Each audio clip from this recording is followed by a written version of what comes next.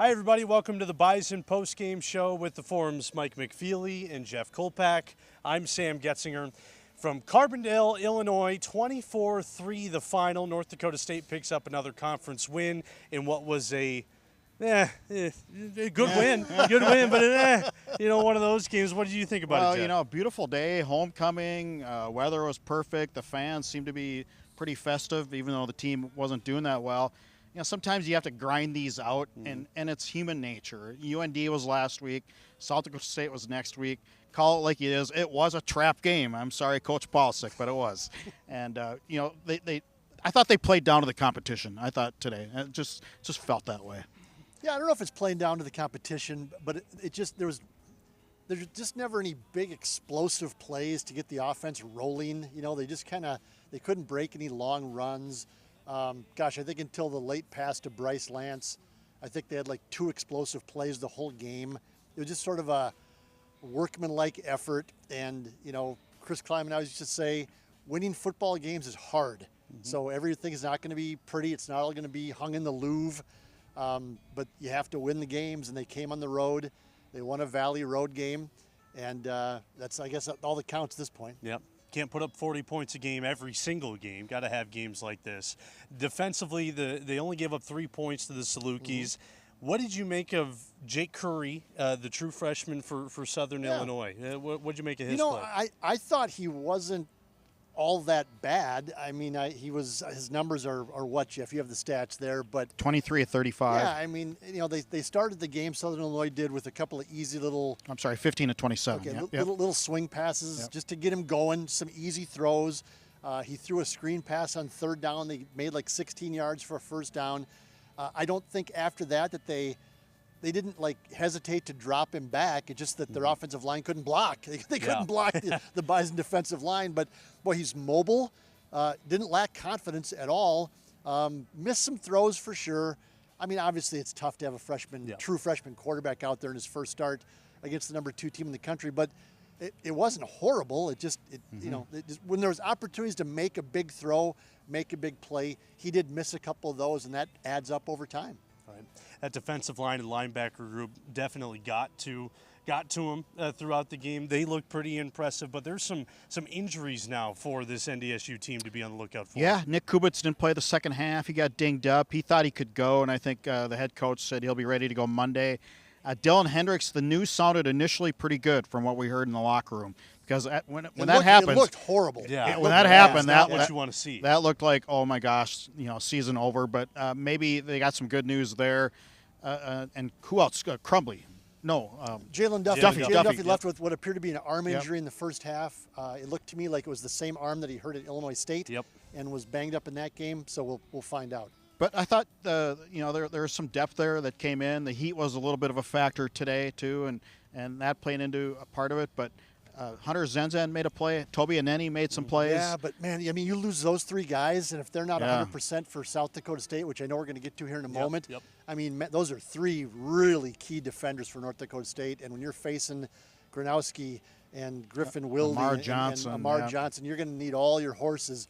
Even though it's in the Fargo Dome, even though it's the biggest game in a couple of years for NDSU, they need all those. Dylan Hendricks, I think, is just such a key to the defensive line. So he got up and walked off the field under his own power. So I didn't expect that when he went down and he ripped his helmet off and was holding his knee and looked visibly upset. He looked visibly upset when the training staff came out to talk to him. But he did get up and walk off on his own power, but just didn't come out for the second half. But, boy, they need all those guys on the field and healthy, and I don't know that that's going to happen for next week. Well, let's talk about next week just a little bit more. South Dakota State at the Dome, primetime on ESPN. After watching this one, and you talked about the injuries, where does the mind go as we get ready for Jackrabbits week? Oh, it's whatever ailed the Bison this week, if you can call a 3-touchdown win where you give up 3 points ailing in some way. It's all going to be solved by next Saturday in terms of just Cam Miller referenced, I thought we were a little flat early on. Ain't going to be flat early on next week. No. Doesn't mean they're going to win the game, but the atmosphere inside the Dome is going to be insane. I think the fans have been waiting for this game for a long time. I think the program itself has been waiting for this game for a long time. Jackrabbits are still the best team in FCS until somebody says otherwise. It's going to be a fun week for North Dakota State and for the fans. Right, even NDSU's greatest teams over the years, you have games like this. Yeah, 24-3. They lost games to Indiana State and Youngstown and others, the teams that won national championships. Right. So to say 24-3, I mean, we got to, they didn't play that great. It was kind of a meh game, but, I guess when it's all said and done, and they could have scored late too, so it could have been 31-3, obviously. Yeah. Obviously, the hope is that Cam is at 100% next week as well. He just told us, what was he, about 75 in this one? That's not good. And it kind of showed, didn't it? Yeah, and he referenced Cam did a play in the first half where it was like 3rd and 2, and they called a pass play, and the pattern wasn't open. It was just a quick little dump to the tight end or the fullback. Wasn't open, so Cam pulled it down and kind of dove headfirst into the line to get the 2 yards. And he came up after that play limping, which I didn't see prior to that. And he actually went out of the game for one play, came back in. I don't think he was ever quite as mobile after that happened. I think he tweaked his ankle on that play.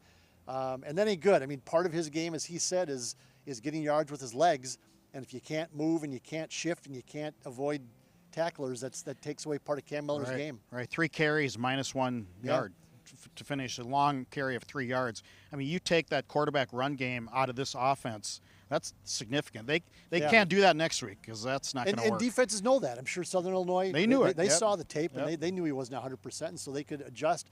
The other thing was that I thought Cam on a couple throws wasn't as accurate as he normally is, and he missed a touchdown wide open. Braylon Henderson wide open in the end zone. He overthrew him badly, and I asked him about it over here, and Cam said, when I planted, I could feel a tweak in my ankle, and it flew high and outside, to use a baseball term. So not a good time for him to not be 100%, but it's football.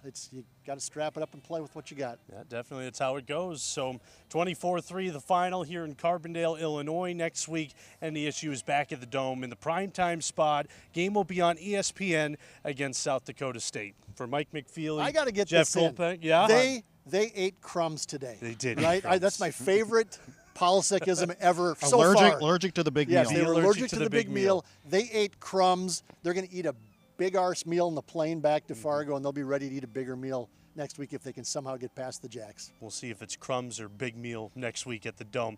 For Mike McFeely, Jeff Kolpack, I'm Sam Goetzinger. Thanks for joining us on the Bison Postgame Show.